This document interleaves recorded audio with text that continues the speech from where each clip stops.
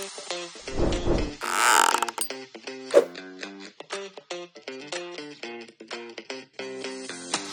rekan pembelajar semua, senang sekali saya Dewi Hartanti dapat menemui rekan-rekan semua dalam podcast Bincang Santai Pengabdian Masyarakat FEB UI. Podcast ini adalah bagian dari program pengabdian masyarakat Sivitas Akademika FEB UI yang kali ini temanya adalah untuk melihat gambaran riset akuntansi keberlanjutan di program studi Pasca Sarjana Ilmu Akuntansi FEB UI. Nah, untuk itu kita sudah kedatangan narasumber kita yaitu Ibu Desi Adaryani PhD. Beliau adalah Ketua Program Studi Pasca Sarjana Akuntansi FEB UI yang memang merupakan expert juga ya di bidang akuntansi keberlanjutan. Apa kabar Bu Desi? Alhamdulillah baik. Terima kasih Bu Dwi atas kesempatan untuk sharing dengan para rekan pembelajar semua. Ya, sehat-sehat Bu Desi ya. Nah, rekan pembelajar, kalau kita bicara mengenai prestasi Bu Desi di bidang penelitiannya luar biasa sekali ya pencapaiannya. Beliau merupakan salah satu peneliti di FEB UI yang termasuk dalam top 10 Citation Scopus dan top 10 Publication Scopus selama 2 tahun berturut-turut 2022 dan 2023. Ini merupakan effort yang luar biasa ya, karena buat kita susah juga untuk menembus jurnal Scopus, apalagi supaya menjadi citation terbanyak juga di kalangan peneliti FEB UI. Nah, pengalaman Ibu Desi dalam kolaborasi riset baik nasional maupun internasional juga luar biasa, rekan pembelajar. Karena kalau kita lihat dari daftar publikasinya yang memang sudah banyak ini gitu ya, sebagian besar dilakukan dalam bentuk kolaborasi riset baik nasional maupun internasional. Nah, kalau tidak salah Bu Desi pernah ikut program visiting research ya Bu Desi ya? Iya. Di luar negeri ya Bu Desi ya? Iya. Bisa ceritakan Bu, kira-kira apa sih yang dilakukan oleh peneliti di dalam program tersebut? Iya baik. Saya memang beberapa kali mengikuti program visiting researcher di University of Auckland, kemudian juga di RMIT University di Melbourne. Nah, pada waktu kunjungan atau visiting researcher tersebut, saya mendevelop proposal terlebih dahulu ya untuk kemudian didiskusikan dengan lead researcher di sana. Kemudian kami saling berdiskusi dulu, kemudian saya melakukan kunjungan selama kurang lebih 2 minggu sampai dengan 1 bulan ya. Tidak lama berarti iya. Ya? Dan pernah juga ke New York University, yang paling lama itu di New York University ya. Jadi memang untuk program visiting researcher ini saya mengambil yang jangka waktu atau periode waktunya tidak terlalu lama karena tidak bisa meninggalkan keluarga dan juga harus tetap bertanggung jawab dengan penugasan pengajaran. Jadi ini berbeda dengan mungkin program postdoctoral fellow yang bisa sampai 1 tahun atau 2 tahun. Untuk visiting researcher ini kita kebanyakan berdiskusi dulu ya melalui email atau WhatsApp gitu untuk topik penelitian. Kemudian nanti kita berkunjung ke institusi tersebut di luar negeri untuk makin mematangkan riset dan berdiskusi soal artikel ilmiah dan pilihan publikasi. Dan saya juga pernah mengikuti program ini di University of Pretoria di South Africa, dan di sana juga saya diberikan kesempatan untuk memberikan sharing ya tentang riset yang sedang dilakukan. Jadi banyak yang bisa kita lakukan pada saat program visiting researcher, tidak hanya mendevelop riset dengan lead researcher di sana, tetapi juga bisa sharing penelitian. Kemudian juga ada beberapa peneliti yang mendapatkan kesempatan untuk memberikan pendidikan atau pengajaran. Memang berarti banyak manfaatnya ya, networking juga ya dalam hal ini ya. Ya, ini sangat menarik sekali dan mungkin juga bisa menginspirasi rekan-rekan pembelajar sekalian ya untuk mungkin tertarik juga mengambil program visiting research ini ya. Nah, Bu Desi, kita kan akan bicara mengenai riset di program studi Pasca Sarjana Ilmu Akuntansi yang terkait dengan akuntansi keberlanjutan. Mungkin perlu kita dijelaskan juga kali ya Bu Desi, apa sih yang disebut dengan akuntansi keberlanjutan itu ya Bu Desi? Iya, baik.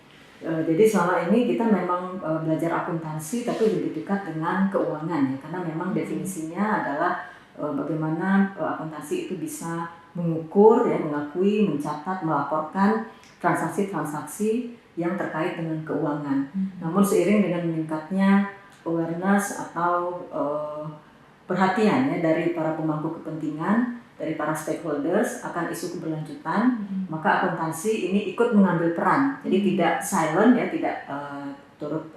tidak diam saja dengan isu keberlanjutan yang sedang mendapatkan perhatian dari seluruh kalangan. Dan mungkin kita juga bisa lihat dari berbagai upaya dari para standard setters untuk mulai memberlakukan standar akuntansi yang mengakomodasi isu-isu keberlanjutan. Betul ya. IAI juga mulai sekarang bergerak juga ke arah isu tersebut. Betul. Ya. Ya, jadi memang ini adalah isu yang atau katakan topik yang sangat penting dan berkembang ya Bu ya untuk di masa depan. Jadi memang perlu menjadi perhatian juga untuk para peneliti ya. Nah kalau di PPIA sendiri Bu sebenarnya kan ada 2 level ya Bu ya, level magister kita katakan dan level doktoral S2 S3 gitu. Sebenarnya bedanya apa Bu perbedaan riset di 2 tahapan ini? Iya betul. Jadi program Pascasarjana Ilmu Akuntansi ini adalah program S2 dan S3 berbasis riset ya. Jadi memang kita dalam pembelajaran itu highly riset ya. Jadi mahasiswa dilatih untuk bisa membaca dan memahami artikel-artikel penelitian dan juga aktif berdiskusi, presentasi begitu ya. Kemudian juga mereka tentunya harus melakukan penelitian untuk tugas akhir berupa tesis dan disertasi. Nah, untuk topik yang bisa dipilih oleh mahasiswa tentunya sesuai dengan minat mereka, bisa dalam bidang akuntansi keuangan, akuntansi manajemen, akuntansi syariah, perpajakan, akuntansi sektor publik, maupun juga akuntansi keberlanjutan. Nah, untuk S2 dan S3 ini mungkin memang kita ada sedikit perbedaan untuk level atau jenjang kompleksitas ya dari penelitian. Jadi untuk penelitian secara umum memang kita mengharapkan ada novelty atau kebaruan, tapi untuk S2 mungkin kita tidak mengharapkan terlalu tinggi untuk novelty-nya, tetapi untuk S3 kita harapkan mahasiswa dapat sudah mulai mengembangkan novelty yang menghasilkan kebaruan ya dalam bidang tersebut sehingga bisa berkontribusi baik secara kontribusi literatur atau kontribusi akademik atau kontribusi teoritis dan juga kontribusi praktis. Dan kemudian juga untuk dalam hal metode mungkin kita tidak terlalu menuntut mahasiswa S2 untuk canggih menggunakan metode begitu ya. Jadi yang penting mereka bisa mengidentifikasi isu penelitian yang penting, kemudian bisa mengolah data dan menginterpretasikannya dengan tepat. Kemudian untuk mahasiswa S3 ini baru kita minta untuk mereka bisa mengeksplor topik-topik dan juga metode yang mungkin bisa lebih dikembangkan. Gitu. Jadi memang lebih kompleks di level S3 ya. Dan memang diharapkan juga setelah dari S2 bisa melanjutkan juga ke S3-nya ya. Kalau untuk di PPIA sendiri ya Bu Desi ya, terkait dengan akuntansi keberlanjutan itu kira-kira sebenarnya bidang-bidang atau topik-topik apa yang kita bisa sasar untuk penelitian akuntansi keberlanjutan ini Bu? Ya baik. Jadi akuntansi keberlanjutan ini adalah satu topik yang besar ya dan bisa dikaitkan saya rasa dengan berbagai bidang. Jadi ini multidisiplin ya. Jadi bisa dikaitkan dengan akuntansi manajemen. Misalnya kita bisa melihat bagaimana isu sustainability ini dikaitkan dengan manajemen control systems atau performance measurement gitu ya.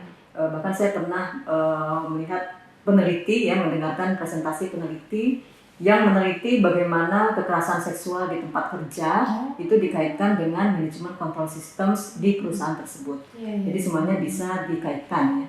Kemudian mahasiswa yang juga tertarik dengan bidang pajak misalnya juga bisa mengeksplor topik ini ya karena ada hubungan yang erat atau sudah banyak diteliti juga ya tentang tax avoidance, tax compliance dan hubungannya dengan corporate social responsibility gitu ya.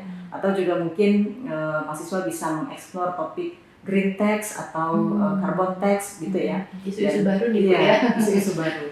Kemudian mahasiswa yang senang dengan akuntansi keuangan ya mungkin juga bisa mengeksplor topik akuntansi keberlanjutan yang dikaitkan dengan topik-topik akuntansi keuangan, entah misalnya impairment of asset misalnya ya, atau dengan bagaimana perusahaan bisa melaporkan dari sudut pandang eksternal ya untuk kecukupan dari pelaporan tentang isu-isu keberlanjutan di perusahaan tersebut atau di institusi lain yang terkait. Jadi ini bisa juga kita kaitkan dengan syariah ya atau dengan religiusitas ya bagaimana jadi bagaimana akuntansi keberlanjutan itu kemudian dimaknai kemudian dihubungkan dengan values ya baik local values maupun religious values dan tidak harus syariah ya tetapi saya rasa semua agama itu juga mengajarkan ya kita untuk mengasihi sesama, mengasihi lingkungan dan juga mengasihi sesama manusia.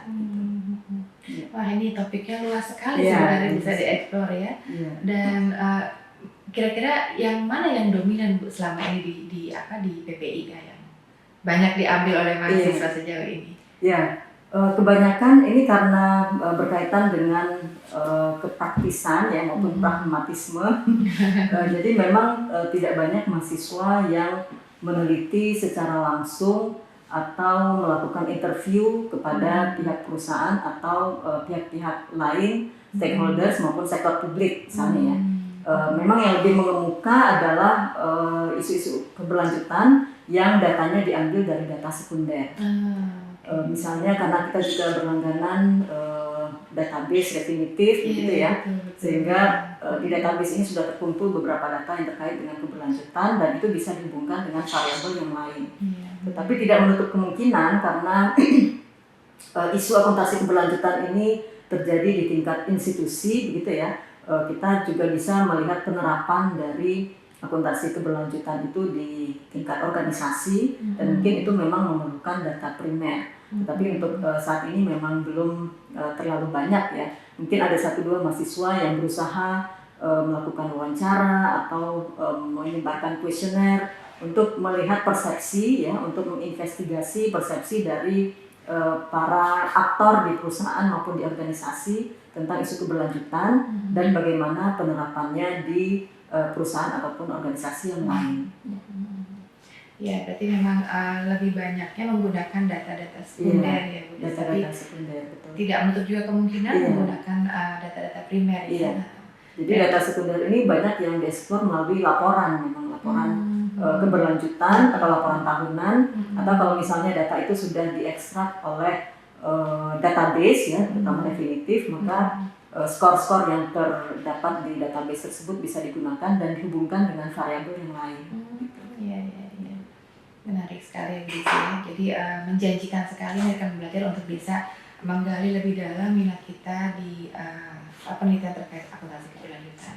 Nah, ini kalau misalnya rekan belajar ingin mengikuti perkuliahan di program Pascasarjana Ilmu Akuntansi ini sebenarnya tapi ketakutan gitu ya karena nggak punya basic terkait penelitian gitu ya. Jadi apa kira-kira nanti akan dibantu dengan apa Bu Desi? Apakah ada program-program yang bisa mungkin meningkatkan gitu ya kompetensi penelitian mereka gitu ya? Atau gimana Bu? Jadi bisa dijelaskan Bu? Iya, baik.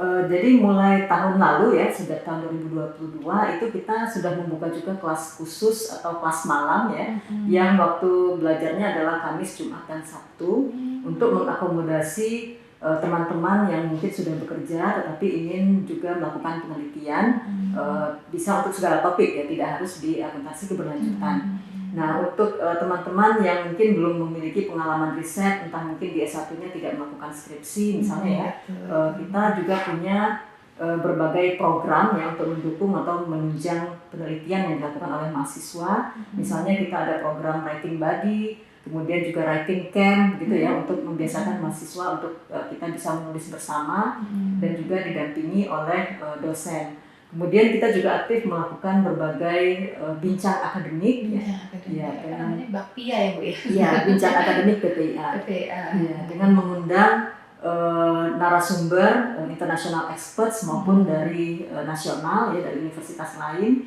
dengan harapan mahasiswa bisa mendengarkan isu-isu terbaru terkait dengan penelitian di bidang akuntansi.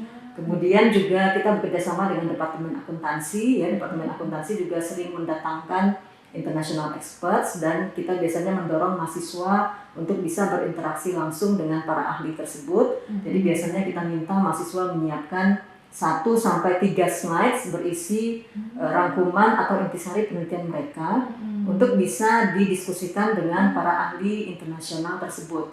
Sehingga dengan demikian kita harapkan mahasiswa bisa terbuka pemikirannya begitu ya tentang topik yang sedang mereka teliti dari berbagai perspektif narasumber yang memang sudah ahli di bidangnya.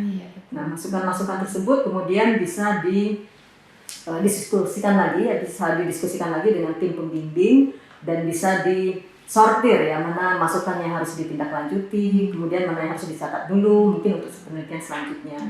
Kemudian di PPIA kita juga ada konsultasi ekonometri, jadi jangan takut bagi mahasiswa yang mungkin merasa kesulitan dengan ekonometri, ekonometri beda Iya. topik neraka.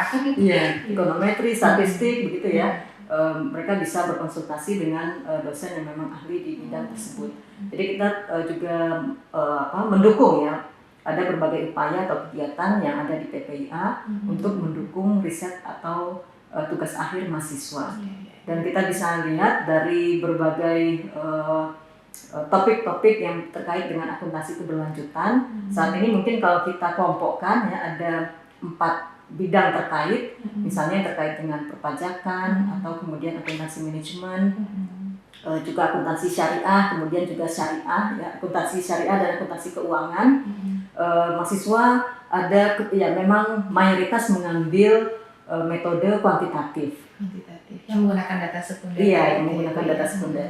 Misalnya dari beberapa mahasiswa yang sudah mempublikasikan karyanya ya, misalnya ini ada karya tentang bagaimana kinerja keberlanjutan pada saat pandemi COVID-19 dan dibandingkan antara perusahaan yang comply terhadap syariah dan yang non-comply syariah. Nah, itu juga menarik ya, jadi menggunakan konteks tertentu dalam masa COVID, apakah mahasiswa bisa mengidentifikasi begitu ya, apakah perusahaan itu tetap comply atau tidak dengan isu keberlanjutan pada masa COVID. Karena pada masa COVID kita ketahui bahwa tentunya perusahaan ini mungkin ya tidak terlalu memikirkan keberlanjutan. Jadi mungkin mereka mengorbankan keberlanjutan ya, tetapi dalam penelitian tersebut bisa dilihat bahwa baik sebelum COVID maupun selama COVID ternyata tidak terjadi perbedaan. Jadi itu kemudian diinterpretasikan bahwa isu keberlanjutan ini masih dianggap sebagai rutin ya, sebagai rutinitas di perusahaan, karena baik pada masa COVID maupun selama sebelumnya itu masih tetap sama. Tidak berubah. Iya, tidak berubah. Kemudian hasil yang sama juga ada ditemukan oleh mahasiswa yang meneliti tentang peran dari keragaman gender ya. Keragaman gender di Dewan ya, Board Gender Diversity dan juga public visibility. Nah, 2 variabel penting dalam corporate water disclosure. Jadi ini mengambil topik spesifik tentang keberlanjutan, yaitu tentang pengungkapan air, dan dihubungkan dengan 2 variabel utama, yaitu gender diversity dan public visibility. Dan di situ ditemukan bahwa kedua variabel tersebut tidak punya peran signifikan gitu ya. Nah, biasanya kan kita langsung deg-degan kalau hasilnya tidak sesuai hipotesis gitu ya. Tapi ini kemudian bisa diinterpretasikan bahwa dalam konteks penelitian ini, yaitu konteks Indonesia, ternyata gender diversity dan public visibility itu memang belum kuat gitu ya, sehingga belum bisa mendorong perusahaan untuk bisa terlibat lebih dalam manajemen air ya, kemudian juga melaporkannya kepada stakeholders. Nah, ini mungkin sedikit mengkhawatirkan karena kita ketahui bahwa air ini merupakan kebutuhan dasar yang penting. Kita lihat kemarin pada masa pandemi kita sangat membutuhkan air untuk cuci tangan misalnya ya, dan kita bayangkan kalau misalnya perusahaan dalam kegiatan bisnisnya banyak mengkonsumsi air tapi kemudian tidak mengelola dengan baik dan juga tidak melaporkan, maka ini bisa menjadi bencana atau masalah bagi seluruh umat manusia. Iya, betul ya. Ini menarik sekali ya, kalau topik-topiknya itu benar-benar berhubungan gitu ya dengan kegiatan sehari-hari gitu. Jadi artinya bukan topik-topik yang mengawang-awang ya. Jadi dampaknya akan sangat terasa gitu, akan bisa diaplikasikan kepada praktek bisnis maupun praktek kehidupan keberlanjutan sebenarnya di Indonesia ya. Memang sebagian besar mahasiswa itu mengambil topik keberlanjutan secara umum. Misalnya tentang topik ESG, ya, environmental, social and governance, kemudian sustainability reporting. Tetapi kami juga menganjurkan mahasiswa untuk terjun langsung ke dalam topik-topik yang spesifik. Misalnya seperti tadi pengungkapan air, kemudian juga ada mahasiswa yang meneliti tentang pengungkapan keanekaragaman hayati. Peran faktor-faktor apa yang bisa mendorong perusahaan untuk terlibat dalam isu tersebut dan kemudian melaporkannya dengan transparan. Kemudian mahasiswa bimbingan saya juga ada yang meneliti tentang pengungkapan manajemen dan pengungkapan limbah, jadi corporate waste disclosure. Nah, ini kan limbah atau sampah ini sangat dekat dengan kehidupan kita sehari-hari ya, dan bagaimana perusahaan, apakah mereka sudah terlibat dengan baik dan apakah mereka juga sudah melaporkan upaya-upaya tersebut. Dan juga ada mahasiswa yang mungkin ini kita harus pertimbangkan juga ya, bahwa dunia riset itu sudah berkembang jauh ya, jadi kita tidak melihat akuntansi itu hanya sebagai akuntansi saja, tapi sudah terhubung dengan bidang-bidang yang lain. Jadi ada yang mahasiswa yang juga meneliti tentang pengungkapan modern slavery. Nah, ini mungkin agak aneh ya, kok bisa ya ada perbudakan di zaman modern gitu ya. Perbudakan modern ini maksudnya adalah eksploitasi pekerja untuk kepentingan mencari profit bagi perusahaan. Nah, ini terjadi di dunia nyata ya, terjadi di perusahaan, dan banyak stakeholders yang menuntut agar perusahaan jangan melakukan praktik ini. Nah, ini kita perlu lihat apakah perusahaan sudah terlibat dalam upaya-upaya menghilangkan modern slavery, dan apakah mereka sudah melaporkan modern slavery, upaya untuk menghilangkan modern slavery tersebut dalam laporan mereka. Nah, ini mungkin kalau kita berpikir sempit, kita tidak bisa menghubungkan apa sih hubungannya perbudakan modern dengan akuntansi gitu ya. Padahal itu juga adalah salah satu bentuk akuntabilitas atau pertanggungjawaban perusahaan. Tapi ini menarik ya, berarti artinya itu kan berarti akuntansinya dilihat dari berbagai aspek ya, disiplin, bukan hanya akuntansi saja, tapi juga itu kayaknya nggak nyangkut-nyangkut ke sosiologi, psikologi gitu-gitu ya Bu? Iya. Jadi kalau kita melihat akuntansi dalam broader perspektif ya, jadi kita juga harus melihat bahwa akuntansi ini ditempatkan dalam perspektif kemasyarakatan. Walaupun kita tidak meninggalkan definisi akuntansi secara spesifik, yaitu berupa pengukuran, penghitungan, pencatatan, pelaporan misalnya ya. Misalnya aspek modern slavery tadi biasanya dilakukan oleh perusahaan untuk alasan cost efisiensi. Jadi misalnya mempekerjakan pekerja anak atau mempekerjakan buruh dengan upah yang rendah. Nah, itu semuanya adalah bentuk-bentuk modern slavery. Jadi itu masih terkait juga dengan cost accounting ya. Jadi berkaitan dengan biaya produksi. Nah, ini akuntansi juga harus ikut berperan ya, tidak bisa hanya diam membiarkan modern slavery itu berlangsung. Jadi tetap semuanya bisa kita hubungkan dengan akuntansi selama kaitannya adalah dengan pengukuran, pengakuan, pencatatan, dan pelaporan. Betul. Jadi memang kita sekarang harus meluaskan lagi ya perspektifnya ya, bukan hanya sekedar mengukur-ukur saja, bukan keuangan saja gitu, tapi lebih luas lagi gitu ya. Ini kalau dengan topik-topik yang sudah sangat beragam seperti itu, kayaknya prestasi mahasiswa PPN kayaknya udah kemana-mana kali ya Bu Desi. Gimana Bu? Bisa ceritain Bu? Baik, beberapa mahasiswa memang sudah berhasil mempublikasikan karya akhir mereka maupun tugas kuliah ya di jurnal internasional maupun jurnal nasional. Kalau untuk mahasiswa S3 mungkin itu bukan hal yang aneh ya, karena memang mereka diharuskan untuk syarat kelulusan publikasi di jurnal internasional. Tetapi beberapa mahasiswa berhasil publikasi di jurnal internasional dengan ranking yang cukup bagus. Kalau di Simago kita istilahkan dengan Q1. Kemudian beberapa mahasiswa S2 walaupun requirement-nya adalah untuk syarat kelulusan hanya di jurnal nasional, tapi juga ada beberapa mahasiswa yang berhasil mempublikasikan karyanya di jurnal internasional dengan reputasi yang juga bagus. Kemudian beberapa mahasiswa juga menjadi best paper atau best presenter di beberapa international conferences dan juga menjadi juara-juara dalam berbagai lomba, yang misalnya dalam lomba 3-minute thesis ya. Ada mahasiswa kita dari S2 yang menjadi juara dalam 3-minute thesis. Jadi kalau di lomba ini mereka harus menceritakan riset mereka hanya dalam waktu 3 menit. Gitu ya. Dan itu harus jelas. Betul. Dari mulai tujuan sampai hasil. Iya, tujuan sampai hasil. Jadi mereka harus bisa mensarikan penelitian mereka ya dan menceritakannya dalam waktu hanya 3 menit. Dan ini saya rasa bagus sekali untuk membantu mahasiswa berpikir apa sih yang sedang dilakukan ya, yang diteliti itu apa. Kalau misalnya ada orang awam yang bertanya, kita bisa menjelaskan dalam waktu 3 menit. Karena orang awam mungkin tidak tahan mendengarkan berpanjang-panjang. Iya, berpanjang-panjang tentang penelitian kita. Itu 3 menit itu sangat sebentar loh ya. Jadi kalau dia bisa menceritakan dari awal sampai akhir dengan hal-hal yang penting itu berarti memang dia paham apa yang sudah paham dengan penelitian tersebut. betul betul. Wah ini kita sangat bersyukur sekali ya bisa kedatangan Bu Desi gitu dalam podcast kali ini, dan luar biasa sekali bincang-bincang kita.